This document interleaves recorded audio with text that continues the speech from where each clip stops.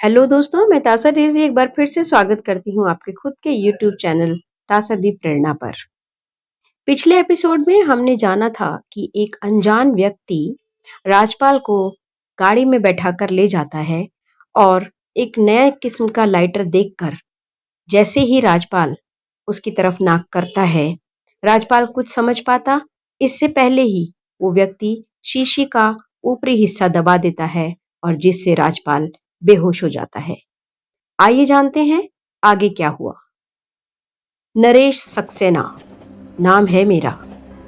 राजपाल को होश में आया तो उसने एक व्यक्ति को ये शब्द कहते हुए सुना, लेकिन अभी भी उसकी समझ में कुछ नहीं आया था कि माजरा क्या है। एक अपरिचित सी जगह पर अपरिचित व्यक्तियों के बीच अपने आप को पाकर वो कुछ बौखला सा भी गया था। इधर उधर नजरें घुमाता हुआ वो बोला, मैं कहाँ हूं? जहां तुम्हें होना चाहिए, नरेश ने अजीब से ढंग से मुस्कुराते हुए कहा। फिर राजपाल को याद आया कि इससे पहले वो टैक्सी में सफर कर रहा था। साथ के व्यक्ति ने सिगरेट होठों में दबाकर एक अजीब सी शीशी जेब से निकाली जिसे उसने लाइटर बताया था। इससे पहले कि वो और कुछ समझ पाता, उसने उसे एकदम उसकी नाक के करीब लाकर एक घुंडी सी दबाई और तीव्र गंध वाला स्प्रे उसकी नाक में बादल की तरह घुसता चला गया। यूं राजपाल को प्राणायाम द्वारा सांस रोकने का अच्छा अभ्यास था, मगर उस वक्त वो कुछ भी नहीं कर पाया और बेहोश हो गया। सोचा कि शायद गोपनीयता बरकरार रखने के लिए उसे बेहोश किया गया था, लेकिन संयत होकर बैठा और बोला, दादाजी कहाँ हैं? कौन से दादाजी? मेरे बड़े दादा रामपाल, वो नरेश की आंखों में देखता हुआ बोला, जिससे मिलने मुझे यहाँ बुलाया गया है। कैसे खोजी रिपोर्टर हो यार, अब तक भी नहीं समझ सके कि ये सब एक चाल थी? चाल? कैसी चाल? तुम्हें अपने जाल में फंसाने की। मतलब ये बरखुरदार कि उस रेल दुर्घटना के बारे में जो भी नए तथ्य तुमने उजागर किए, उससे एक बात तो साबित हो गई कि तुम्हारी खोपड़ी में कुछ खास किस्म की अक्ल है। और मैं ये जानता हूं कि उस अक्ल के माध्यम से ये भी पता लगाया जाए कि अगर वो रेलगाड़ी टूटे हुए पुल से नदी में नहीं गिरी तो गई कहां। नरेश की बात सुनकर राजपाल कुछ सावधान हुआ और उसे घूरता हुआ बोला, तुम्हारी उस रेलगाड़ी में इतनी दिलचस्पी क्यों है? पिछले 20 साल से मैं इस रेलगाड़ी की तलाश में भटक रहा हूं और तुम मुझसे पूछ रहे हो कि मेरी दिलचस्पी क्यों है। यही तो मैं भी जानना चाहता हूं कि आखिर तुम क्यों उस रेलगाड़ी को ढूंढ रहे हो। जिस तरह तुम्हारा खानदान उस गाड़ी के साथ जुड़ा हुआ है ना, उसी तरह मेरा खानदान भी उस गाड़ी के साथ जुड़ा हुआ है। तुम्हें कैसे मालूम कि मेरा खानदान उस गाड़ी के साथ जुड़ा हुआ है? आदमी तो तुम बहुत अक्लमंद माने जाते हो, मगर सवाल ऐसे मूर्खतापूर्ण कर रहे हो। नरेश ने व्यंग्यपूर्ण स्वर में कहा, बरखुरदार, अखबार में तो तुमने उस रेल दुर्घटना और रेलगाड़ी के भूत के बारे में जो भी विस्तार से रिपोर्ट दी है ना, उसे मैं ही क्या, बच्चा बच्चा तुम्हारे और तुम्हारे खानदान के बारे में सब कुछ जान गया है। देखो भाई, तुम जो भी कोई हो, मैं जो भी कोई हूं नहीं। नरेश सक्सेना अपनी बात को कहता हुआ बोला, बल्कि तुम्हारी ही तरह उस मामले में बहुत गहरे तक उलझा हुआ हूं।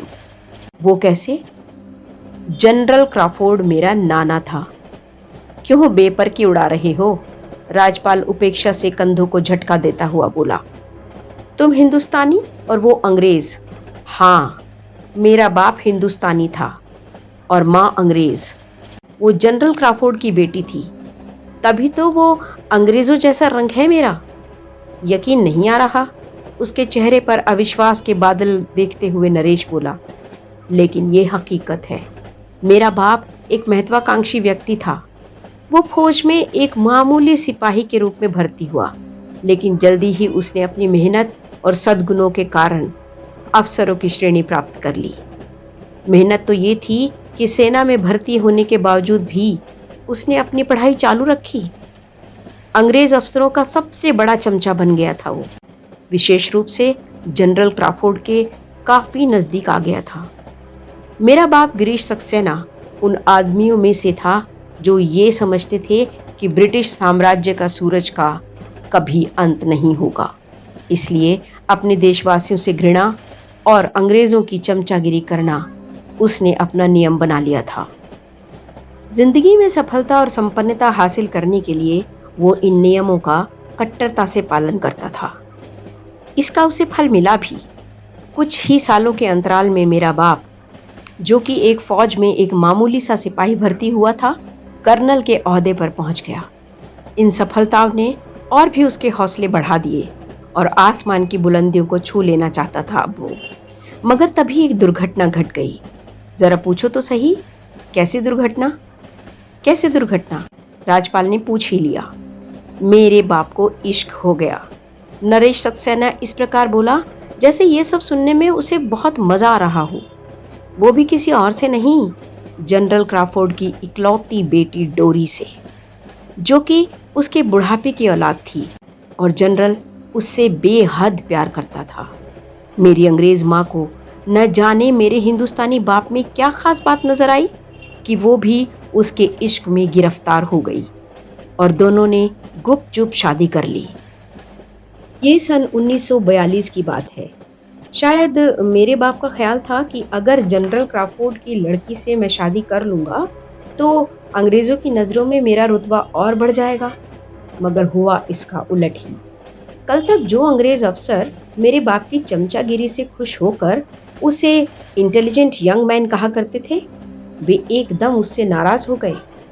उनका अंग्रेज अभिमान इस बात को कतई बर्दाश्त नहीं कर सकता था कि एक काला हिंदुस्तानी किसी अंग्रेज लड़की से शादी करे, वो भी एक जनरल की लड़की से।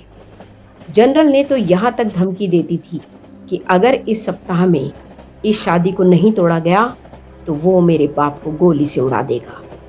लेकिन जनरल उस धमकी पर अमल नहीं कर पाया, क्योंकि अगले ही दिन उसे एक गुप्त अभियान पर निकलना पड़ा, जिसके आदेश जनरल क्राफोर्ड को मिले थे और आज तक उस मिशन से वह लौट कर नहीं आया। नरेश सक्सेना रुका तो राजपाल ने पूछा, अच्छा चलो ये बात तो साबित हो गई कि तुम जनरल क्राफोर्ड के नाती हो, लेकिन तुम उस रेलगाड़ी की तलाश क्यों कर रहे हो? जनरल क्राफोर्ड को नेपाल सरकार द्वारा दिया गया 20 करोड़ का सोना अपनी निगरानी और सुरक्षा में कलकत्ते तक पहुंचाना था। 20 करोड़ का सोना? राजपाल एकदम चौंक कर बोला, तुम्हारा मतलब है कि उस गाड़ी में जनरल क्राफोर्ड के साथ साथ 20 करोड़ का सोना भी था? बिल्कुल सही, यही मतलब है मेरा। मगर तुम्हें ये जानकारी मिली कहां से? बड़े आश्चर्य के साथ राजपाल ने पूछा, तुम्हें बताया नहीं मैंने कि मैं जनरल क्राफोर्ड का नाती हूं? नाती हो तो क्या हुआ? तुम्हारा ही कहना है ना कि जनरल एक गुप्त अभियान पर गया था, फिर लौटकर नहीं आया, तो फिर तुम्हें ये सब बातें? ये जानकारी आज से लगभग 22 साल पहले मिली थी मुझे, मेरी माँ की मृत्यु के समय। शोक प्रकट करने के लिए कई लोग आए थे, जिनमें से एक बूढ़ा अंग्रेज भी था, जनरल क्राफोर्ड के घनिष्ठ मित्रों में से एक। मगर उसे भी ये गोपनीय जानकारी मिली कहाँ से? वो एक अधिकारी था जिसने कलकत्ता में जनरल क्राफोर्ड के हाथों से उस सोने की डिलीवरी को लेना था। बातों ही बातों में वो हिंदुस्तान के पुराने दिनों की याद सुनाने लगा और उसी सब में वो इस रहस्य को उगल गया।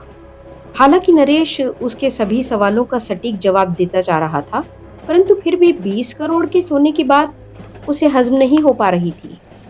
मुझे तो लगता है कि उस अंग्रेज ने या तो तुम्हें बेवकूफ बनाया है या फिर कोई मजाक किया है तुमसे। भला वो क्यों? अगर गाड़ी में 20 करोड़ का सोना होता तो अंग्रेज उसे एक साधारण दुर्घटना मानकर मामूली जांच पड़ताल करके ही ना रह जाते, बल्कि गाड़ी की तलाश में आकाश पाताल एक करवा देते। ठीक कह रहे हो तुम, नरेश ने सिगरेट सुलगाते हुए कहा, लेकिन उन कारणों पर विचार नहीं करना चाहोगे जिसकी वजह से पूरा ध्यान गाड़ी की तलाश पर केंद्रित ही नहीं हो सका? वे क्या कारण थे? वो 1942 ईस्वी का जमाना था, नरेश बोला। भारत छोड़ो आंदोलन शुरू हो गए थे। जनता की अंग्रेज विरोधी भावनाएं चरम सीमा को छूने लगी थी। पूर्व से नेताजी सुभाष चंद्र बोस ने ललकारना शुरू कर दिया था अंग्रेजों को। उनके नेतृत्व में आज़ाद हिंद फौज ने हमले की तैयारियां शुरू कर दी थी। ब्रिटिश साम्राज्य के लिए खुद यूरोप में अपना घर संभालना बहुत भारी पड़ रहा था। द्वितीय विश्व युद्ध पूरे जोरों पर था। बराबर ये खतरा बना रहता था कि जर्मन फौजें कहीं फ्रांस की तरह इंग्लैंड पर भी कब्जा ना कर ले। क्या ऐसे हालात में सिर्फ उस गाड़ी की तलाश पर ध्यान केंद्रित किया जा सकता था? नरेश का जवाब उसे बिल्कुल सटीक लगा, लेकिन फिर भी वो बहस को चालू रखते हुए बोला, चलो अगर ये मान भी लिया जाए कि ब्रिटिश शासनकाल के हालात ऐसे नहीं थे कि वो ट्रेन की तलाश चालू रख सकते, मगर भारत सरकार को क्या हुआ था? भारत सरकार आर्थिक सहायता के लिए विदेशी सरकारों से अपील करती रही, न जाने कहां कहां से अनुदान हासिल किए। वो तो उस 20 करोड़ के सोने की तलाश में उस गाड़ी की तलाश करवा सकती थी ना। अब तो तुम बिल्कुल ही बच्चों की तरह मूर्खता वाली बातें कर रहे हो। नरेश ने चुटकी बजाकर सिगरेट की राख को झाड़ते हुए कहा, तुम ये क्यों भूल जाते हो कि उस दुर्घटना के 5 साल के बाद भारत आजाद होता है और आजाद भारत की सरकार अस्तित्व में आती है। साथ ही एक से एक विषम समस्याएं उनके सामने खड़ी हो जाती हैं। देश का विभाजन हो गया, हिंदू मुस्लिम झगड़े भड़क उठे, कश्मीर पर पाकिस्तान ने हमला कर दिया, फिर शरणार्थियों का पुनर्वास की समस्या, एक के बाद एक नई समस्याएं उठती चली गईं। ऐसे प्रयत्न किए जाने लगे इन समस्याओं को सुलझाने के। ऐसे में वर्षों पुरानी हुई उस रेल दुर्घटना को भला कौन याद रखता?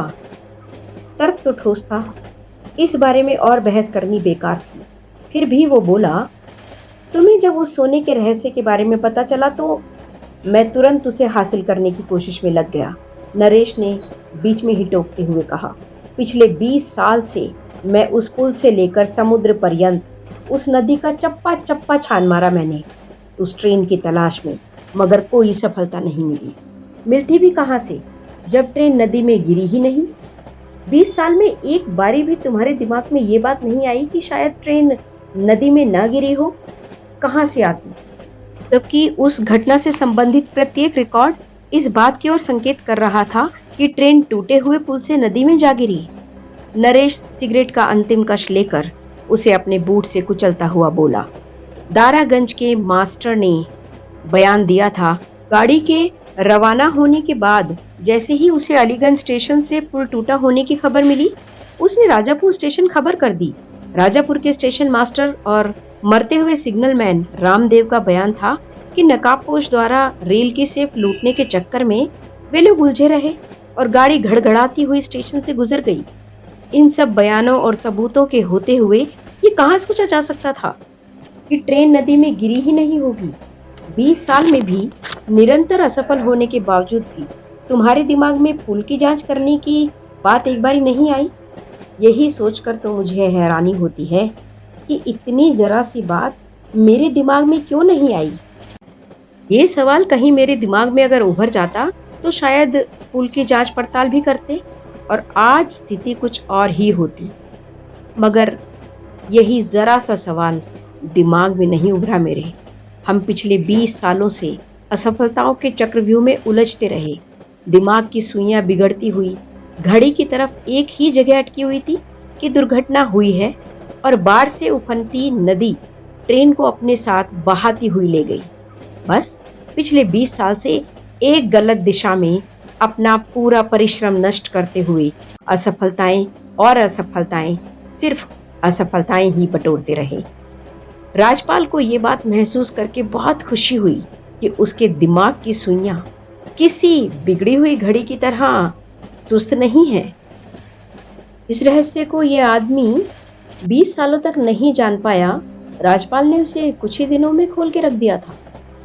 इतनी बातचीत के बावजूद राजपाल नरेश सक्सेना के वास्तविक उद्देश्य से पूरी तरह परिचित हो चुका था। बोला, तो तुमने मेरे माध्यम से उस रेलगाड़ी तक पहुंचने के उद्देश्य से मुझे अपने जाल में फंसाया है। सही समझे तुम, लेकिन मुझे क्या मालूम कि ट्रेन कहाँ गई? राजपाल बोला, जितना मालूम था वो सब जानकारी तो अखबार में छपवा दी गई है। जो आदमी ये जानकारी इतनी जल्दी हासिल कर सकता है वो ट्रेन का भी पता लगा ही लेगा। मुझे इतना बुद्धिमान समझने के लिए धन्यवाद। राजपाल ने धीरे से मुस्कुराकर कहा। लेकिन मैं तुम्हें सहयोग ना दूं तो? जवाब में नरेश सक्सेना की लात बिजली की तरह लहराई और राजपाल के पेट में ऐसी ठोकर पड़ी कि वो कई फीट उछलने के बाद धम से फर्श पर जा गिरा। एक बार तो उसकी आंखों के सामने अंधेरा छा गया। क्या हुआ इसके बाद? क्या राजपाल मारा गया? नरेश सक्सेना ने उसे क्यों बंदी बनाया? इन सब सवालों के जवाब जानने के लिए आप देखते रहिए अगला एपिसोड रेलगाड़ी के भूत का। तब तक के लिए मैं तासा डेजी आपसे इजाजत लेती हूँ। आप मेरे चैनल को लाइक, सब्सक्राइब और शेयर करना ना भूलें। धन्यवाद।